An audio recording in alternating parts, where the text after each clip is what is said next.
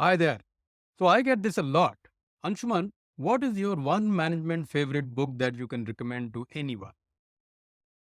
Before I get to that one book, I have a list. Right? So the list is, of course, created based on popularity, depth of knowledge, contribution to the subject, and so on. Right? Of course, there is no scientific analysis of hundreds and thousands of books that make the bestseller charts, but it is also based on recall. Right? So I read a lot. I speak to people who read a lot. I consume books. I watch podcasts, read blog posts, read reviews, and so on. So as a result, there is a lot of consumption. And then if you are able to process that consumption, you often come up with a decent list. So what is my list?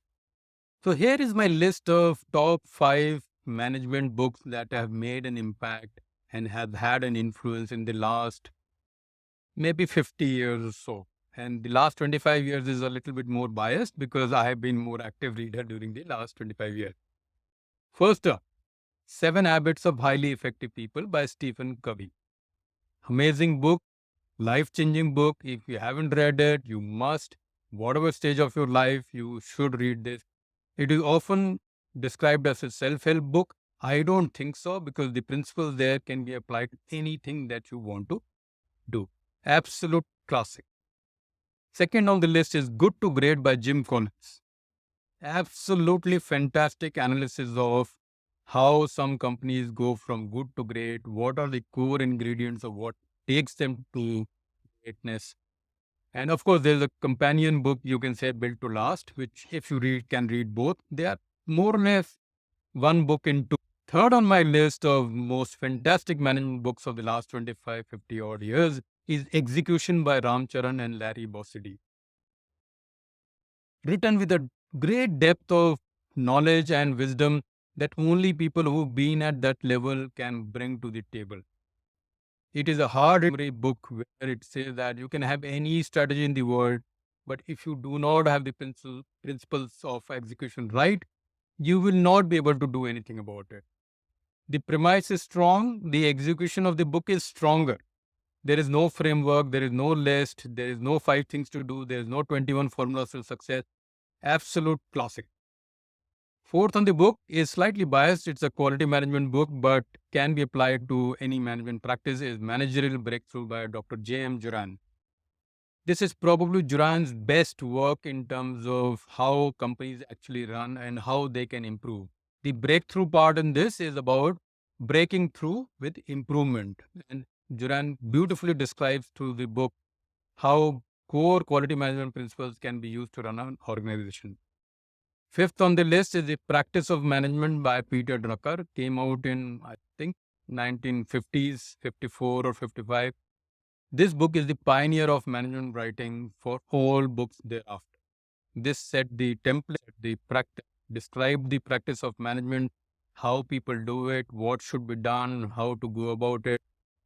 Even 70, 75 years down the line, this remains my absolute favorite.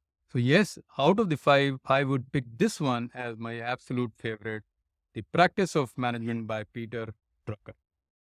So before we go a little deeper into this book, the number 4 on this list, Managerial Breakthroughs, can be replaced if you're not from a quality management background and maybe from a marketing or business background. You might want to replace it with In Search of Excellence by Tom Peters.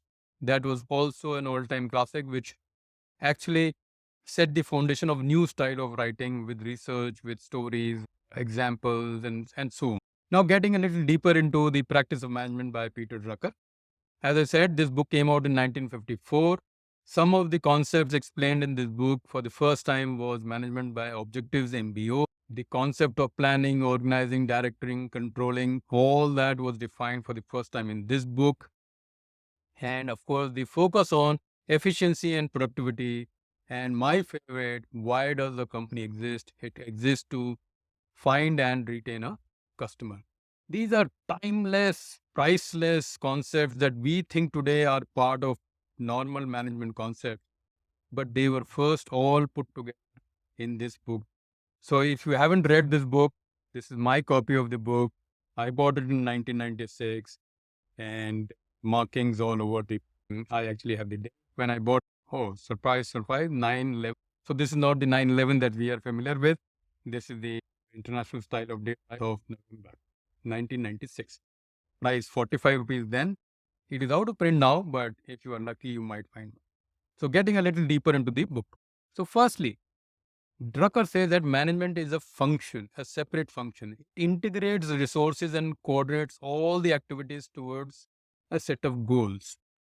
This was said for the first time that management is actually a function.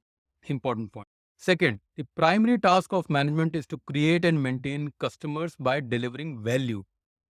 This was said more than 70 years ago.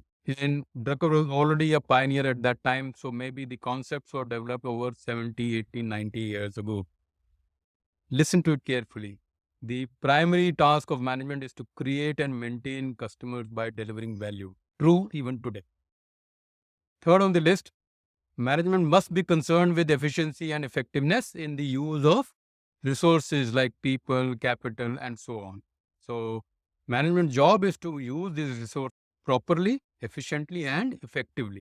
Fourth, management must have a clear understanding of the objectives and goals of the organization and be able to communicate the same. Now, prior to this was not very well understood. Goals were not very well written down and not very well communicated. Now, of course, it seems of a kindergarten level, but it wasn't then. Number 5 on the list, effective management requires the ability to identify and solve problems. So, problem solving, very popular today, is probably a gift from this kind of book. And not only solve problems, make decisions and take action. Number 6 on the list is organizations must be able to adapt to changing environment and be willing to take risks. There is no benefit without some level of risk. Of course, calculated risk, of course, risk which we can understand. But this was the book that first brought together the concept of a little bit of risk to be able to get some outcome. 7, management or managers must be able to motivate people to lead their teams with direction, feedback, and recognition. Again, pioneering concept: direction, feedback, and recognition. Point 8, management is not just for the top executives, which we call leadership now. It is also for all levels of organization. And I deeply believe in this concept. I actually am from a school where I would say, this overselling of leadership concepts for every level in the organization is a little going too far. So, of course, leadership is important. It is probably the most important aspect of any organization. But down below, it is effective management that does the job and not everyday leadership. Ninth point, effective management requires a continuous process of learning, development, and improvement. And my favorite point, number 10, management or managers must be committed to long-term success of the organization. So I have tried to summarize the book, this most amazing book, The Practice of Management by Peter Drucker, in 10 points. Of course, this is not a very accurate 10-point list. I'm sure if you read the book, you will have many more points. But my intention in these book reviews is to make sure that I get your attention for some classics, for some useful management books, and summarize it in a way for you that you can then get tempted to read it. My summary or my points are not replacing the book in any way. I would think overall the practice of management emphasizes the importance of effective management in achieving organizational success and provides insights into the key principles of management. My all-time favorite amongst the favorites that I also shared earlier. And I would encourage you to tell me, what is your all-time management favorite book?